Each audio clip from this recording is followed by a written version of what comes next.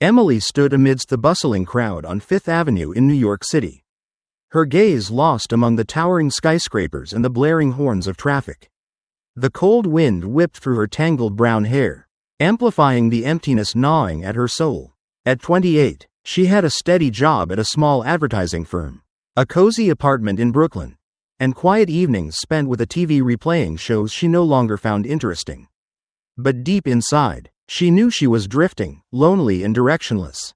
It was a dreary Saturday afternoon, the gray sky mirroring her mood. She had just learned that her parents were divorcing after 30 years together, a shock she hadn't prepared for. Her phone buzzed incessantly with messages from friends checking in, but she didn't want to respond. She just wanted to walk, to let the city's noise drown out the chaos in her mind. Crossing a quiet street corner, Emily paused in front of an old church tucked between modern storefronts. Its faded wooden sign read, "Hope Community Church," still legible despite the wear. From inside, a warm, steady voice spilled out through a loudspeaker, mingling with the soft hum of a hymn. Curiosity tugged at her, and she stepped closer, leaning against the open doorway to listen.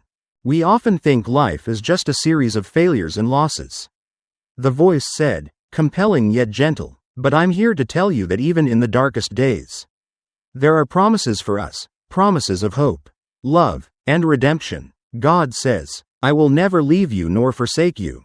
A strange warmth coursed through Emily's spine. She wasn't religious. Her family only attended church on Christmas or Easter, and even then, it was more tradition than faith. But today, those words struck a hidden chord within her, a place she'd buried under months of loneliness and fear. The sermon ended with a soft invitation, "If you're searching for something, come in. No one here will judge you." Emily hesitated. Part of her wanted to turn away, back to her familiar life. But another part, small yet insistent, urged her forward. She crossed the threshold. Inside, light streamed through stained glass windows, casting colorful patterns across worn wooden pews. A peaceful stillness contrasted sharply with the chaos outside. A handful of people sat scattered about, some praying quietly, others offering her warm smiles. The preacher, a middle-aged man with a kind grin, stepped down from the pulpit and approached her. "Welcome to Hope Community," he said, his voice as comforting as it had been during the sermon. "I'm Pastor James. First time here?" Emily nodded, slightly awkward. "Yes, I was just passing by." "Nothing's ever just chance," Pastor James replied, his eyes twinkling with sincerity. "Maybe you're here for a reason you don't even see yet." His words silenced her. She didn't respond, but she didn't leave either. Instead, she took a seat in the back row, listening to the rest of the service. As the congregation sang a final hymn, she felt something strange, not a grand shift, but a faint spark, enough to make her wonder, could there really be promises she could hold on to? When she left, Emily carried a small Bible Pastor James had given her. She hadn't opened it, but simply holding it brought a sliver of relief. On her walk home, amidst the sea of strangers and city clamor, she told herself, "Maybe I should look into this. Just a little." That night, as streetlights flickered through her apartment window, Emily opened the Bible and began to read. She didn't know it then, but that moment marked the start of a new journey, one she never imagined she'd take. Emily sat on the worn armchair in her small apartment, the lamplight casting a soft glow over the open Bible on her lap. It was late, but sleep eluded her. The hum of traffic drifted through her cracked window, blending with the turmoil in her mind. Since stepping into Hope Community Church, she couldn't shake Pastor James's words, "There are promises for us." But what were they, and how could she trust them when her life felt like a shattered mosaic? She flipped to the first page, her trembling fingers brushing the thin paper. Unsure where to start, she read at random. Her eyes landed on John chapter 16 verse 33. "I have told you these things, so that in me you may have peace. In this world you will have trouble. But take heart, I have overcome the world." The language felt foreign, yet something in it made her heart pause. "Peace in me," she murmured, sensing the words trying to pierce a dark corner of her soul. In the days that followed, Emily fell into a strange new routine. Each night, after leaving the office with shoulders heavy from work stress, she returned home and opened the Bible. She didn't grasp everything, But she found solace in the ancient stories. She read about Abraham, promised a land and a legacy despite his old age, about Moses, leading his people through the Red Sea by God's mighty hand. The tales seemed distant yet oddly close, as if they whispered that even in the bleakest moments, an unseen light could guide the way. One evening, while reading Matthew chapter 11 verse 28, "Come to me, all you who are weary and burdened, and I will give you rest," a warm sensation enveloped her. As if an invisible presence lingered in the room. She glanced around. No one was there. Just the ticking clock and the dim glow of streetlights. Yet the feeling persisted. Not a clear voice but a gentle whisper in her mind. "You are not alone." Emily closed her eyes, her breathing slowing. In that moment, she felt a connection she'd never known, like someone, or something, was listening, embracing the pain she'd hidden for so long. She didn't call it God, didn't dare name it, but it felt more real than anything in her busy New York life. The next day, she returned to Hope Community Church, not for a main service, but a small midweek Bible study.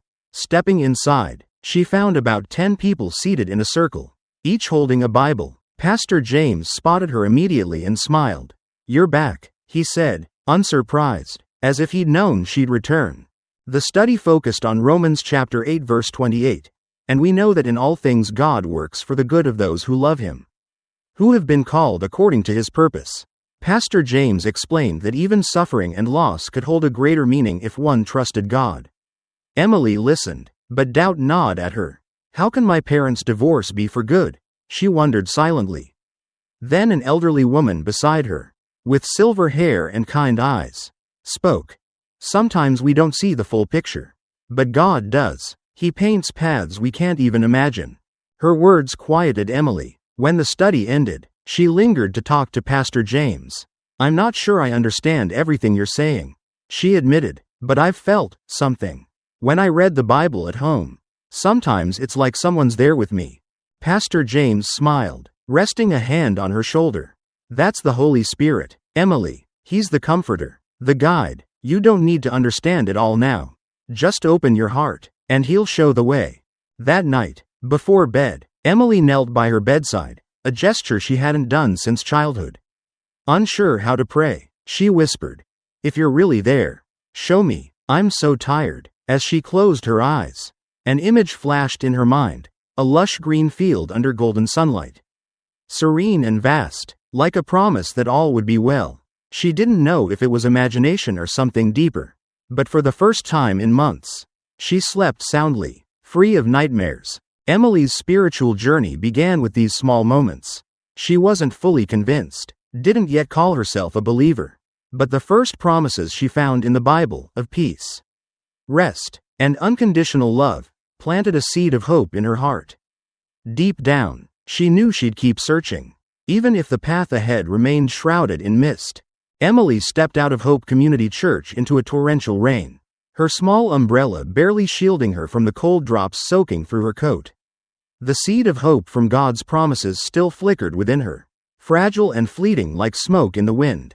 She'd tried applying what she'd learned, praying each night, seeking peace in Scripture, believing things would improve, but life, like a cruel trickster, seemed determined to test her to the breaking point. It started the next morning. At the office, an email from her boss awaited.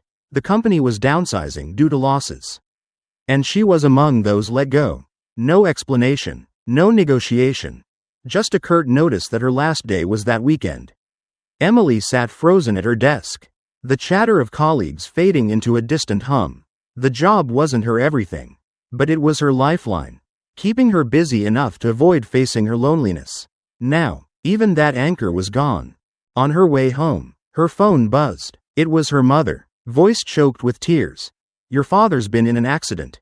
A truck lost control on the highway and hit his car. He's in the critical condition." Emily's ears rang. "I'll come right away," she mumbled, hanging up. But she didn't move. She stood motionless on the sidewalk, letting the crowd brush past her like ghosts.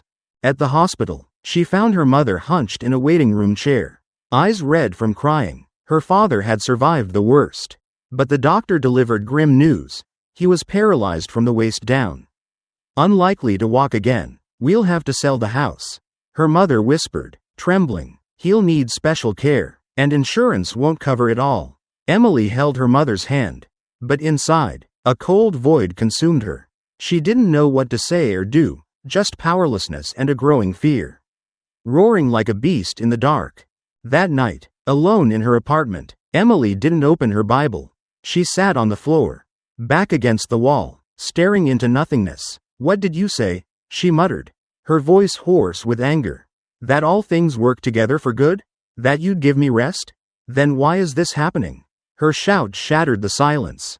But no answer came. The warm presence she'd once felt was gone, leaving her with doubts screaming in her mind. Does God really care? Or was it all an illusion? The next day, walking through a park for fresh air, Emily ran into Michael, a familiar face from church. Tall, with dark, tousled hair and a calm gaze that seemed unshakable. He sat beside her on a damp wooden bench. "You don't look okay," he said simply. She hadn't meant to spill everything, but the words poured out like a broken dam. Her job, her father, the fear choking her every moment. Michael listened, nodding silently. When she stopped, her eyes red from holding back tears, he spoke. "I don't have answers for everything, but I know this. Faith isn't something that comes easy. It's like a small flame, needing to be nurtured through storms." "How do you nurture it when everything's falling apart?" Emily asked bitterly. He smiled faintly. "By facing the fear. I lost my brother in an accident once. I was angry at God. Quit church for years. But I realized if I didn't walk through the pain, I'd stay trapped in it. Faith doesn't erase tragedy, Emily. It helps you get through it." His words didn't dissolve her pain, but they anchored her slightly amidst the tempest. That night, she opened her Bible again. Hands trembling, she read Psalm chapter 23 verse 4. "Even though I walk through the valley of the shadow of death, I will fear no evil, for you are with me." No warmth came this time. No peaceful vision, but as she closed her eyes, she felt a tiny resolve, not an answer, but a reminder that she didn't have to fight alone. The days that followed piled on more tragedy. She learned her apartment lease was terminated due to a rent hike, forcing her to find a new place with no job. Her father woke up, but he didn't recognize her, his gaze blank like a stranger's. Each blow sank her deeper into despair. Yet she began to pray, not expecting instant change, but with the patience Michael spoke of. She asked for strength, for clarity, even just a small light. Emily's battle with fear wasn't over. But in the darkness, she started to see that faith wasn't the absence of suffering, it was the courage to keep going. Even when her legs wanted to give out, Emily entered the small meeting room at Hope Community Church, where the prayer group gathered every Wednesday night. The cozy space had cream-colored walls, a circle of chairs, and an old lamp casting a soft golden glow. After days battered by tragedy, losing her job, her father's accident, and now eviction, she felt like a drifting boat, anchorless and lost. Yet Michael's words about nurturing faith through storms echoed in her, pushing her here despite her heavy feet and doubting mind. About 8 people filled the group, from an elderly woman with silver hair and a gentle smile to a young man with eager, bright eyes. Pastor James stood in the center, greeting her warmly. "We're glad you're here, Emily," he said, his tone encouraging. She sat, hands clasped tightly, feeling like an outsider among people who seemed so at ease with one another. The meeting began with a simple hymn, its gentle melody rising from untrained but heartfelt voices. Emily didn't sing, just listened, letting the sound seep into her fractured soul. Then, one by one, they shared, about struggles, joys, or a verse that had comforted them that week. When her turn came, she hesitated. She didn't want to seem weak, didn't want her raw wounds exposed to strangers. But the kind eyes of the elderly woman, Ruth, urged her to speak. "I don't know if I should be here," Emily started, her voice shaky. "My life's falling apart. I lost my job. My dad's paralyzed and doesn't know me. And I'm about to lose my apartment. I've tried finding God, believing in these promises you talk about. But everything keeps getting worse. I'm scared it's all pointless." The room fell silent, not the judgmental hush she feared, but a deep, attentive stillness, as if they were bearing her pain with her. Ruth spoke first, her voice slow but firm. You're not the only one who's felt that. Dear, when my husband died 10 years ago, I thought God had abandoned me. But I learned faith isn't handed to you ready-made. It's something you build, brick by brick, even when your hands shake. Ruth's words hit Emily like a cool breeze on a sweltering day. She began to analyze her journey. She recalled the nights of desperate prayer, the fleeting senses of God's presence. Faint but real, yet she saw she'd expected instant miracles, a new job, her father's recovery, a clear escape. Maybe, she thought, faith wasn't immediate answers but persistence to keep seeking, even when doors seemed shut. Michael, seated across from her, shared next. I used to think faith made life easier. Over time, I realized it's more like a lighthouse. It doesn't stop the storm, but keeps me from getting lost. He met her gaze. Earnest. You're here, Emily. That's already a step of faith. His words prompted deeper reflection. She started dissecting herself. Her fear stemmed not just from external tragedies, but from internal doubt. She worried she wasn't strong enough, worthy enough, for the promises she'd read. But looking around, she saw imperfect people, Ruth with her loss, Michael with his brother's memory, others with their own stories, all building something greater together. After sharing, the group prayed. Each person placed a hand on the shoulder next to them, forming a warm circle. Emily felt Ruth's weathered hand on her left and Michael's steady one on her right. As Pastor James prayed, she closed her eyes, letting his words sink in.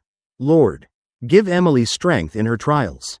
Show her you're working, even in the dark. For the first time, Emily didn't just hear the prayer, she felt it. A gentle warmth spread from her chest, not as intense as before, but steadier, like a small flame enduring a cold wind. She wondered if this was the Holy Spirit Pastor James mentioned, or just fleeting emotion. Either way, it convinced her she wasn't alone. Afterward, Emily joined a community outreach the group organized, serving meals to the homeless in the Lower East Side. Standing beside Michael, she ladled hot soup into bowls, handing them to weary but grateful faces. In that moment, she realized faith wasn't just a feeling, it was action. As she gave a bowl to an elderly man, he grasped her hand and whispered, "Thank you. God bless you." Emily smiled, and for the first time in weeks, it felt genuine. Walking home, Emily analyzed the night. Sharing her story hadn't just comforted her, it made her part of something bigger. A community where pain was shared and hope was sown. Her faith was no longer a vague concept in the Bible, it took shape through Ruth's eyes. Michael's words, the trembling hands of the homeless. It didn't erase tragedy, but it created a new strength in her, to rise, to keep going, one small step at a time. Back in her cold apartment, Emily felt it wasn't so empty anymore. She knelt, praying not out of desperation but gratitude. Thank you for showing me I'm not alone. That night, she slept with a fragile but real peace, a sign of a faith being crafted. Day by day, Emily had begun to sense a new rhythm in her life, not complete stability, but a fragile peace built from prayer meetings, talks with Michael, and moments of community service. She hadn't found a new job. Her father remained in the hospital with a distant gaze, and her apartment was officially lost, forcing her to crash with Sarah, a prayer group friend. Yet she told herself she was moving forward, step by step, trusting God was at work, even if the path wasn't clear. Then, one morning, it all shattered. Her phone rang at 6. Her mother's voice breaking through. "Emily, your dad, he's gone. He had a heart attack last night. The doctors couldn't do anything." Emily gripped the phone, knuckles white, hearing but not reacting. "I'll be there," she mumbled, hanging up. But when she set the phone down, she didn't move. She sat motionless on Sarah's old couch, staring into space, feeling the world collapse into a bottomless void. The funeral took place on a rainy, gray day, the New York sky heavy like her heart. Standing by her father's casket, Emily didn't cry. She couldn't. The pain was too vast, beyond tears, freezing into an icy block in her chest. Her mother hugged her, whispering comfort, but Emily nodded mechanically. In her mind, the scriptures that once brought hope now mocked her. "I will fear no evil, for you are with me." Where was he when her father needed him? Where was he when she begged for a miracle? After the funeral, Emily stopped going to the prayer group. She avoided Hope Community Church. Ignored messages from Michael and Ruth. She locked herself in Sarah's room. The Bible tossed into a dusty corner of the closet. Each night, she lay awake, eyes fixed on the ceiling, questions raging. Why did you let this happen? If you love me, why take everything away? The faith she'd built crumbled like a sandcastle before the tide.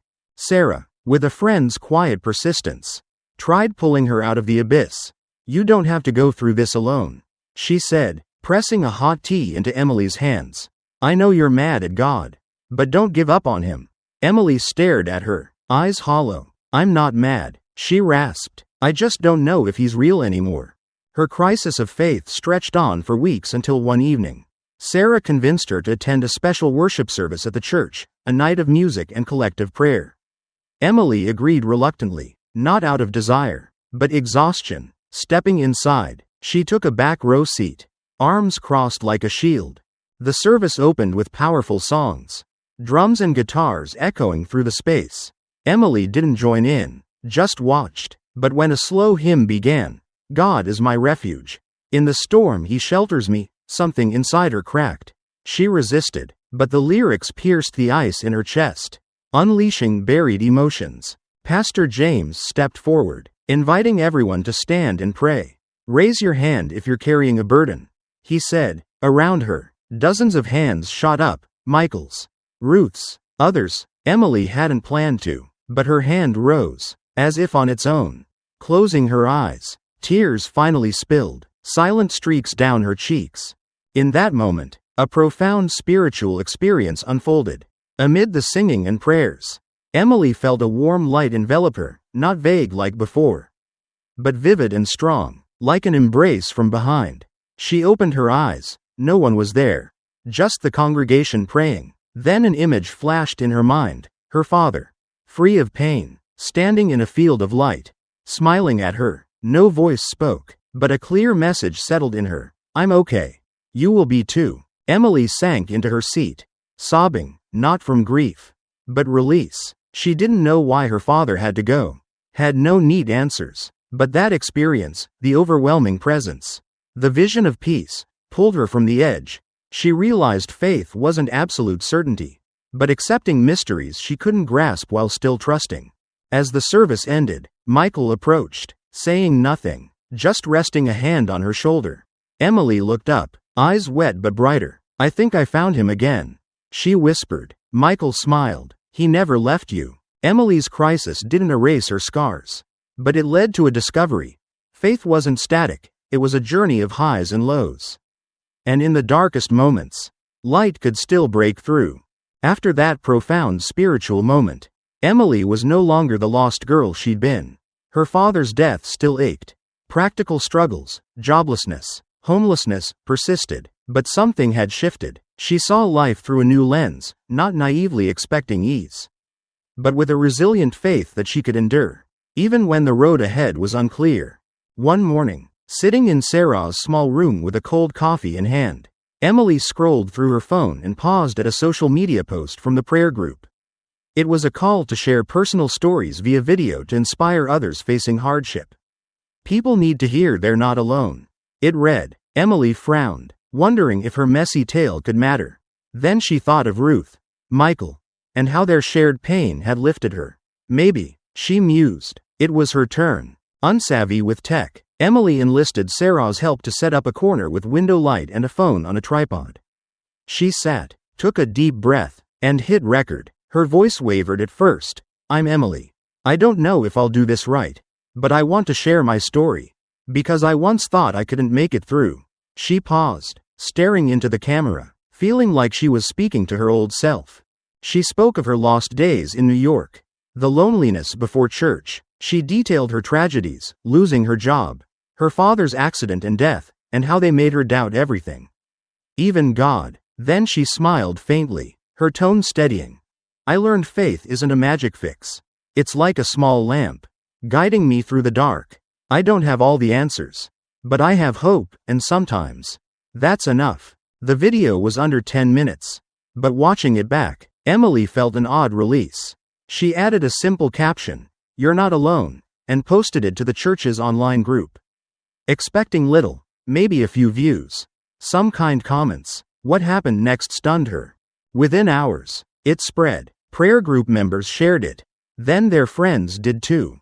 By day's end, it had over 500 views and dozens of comments.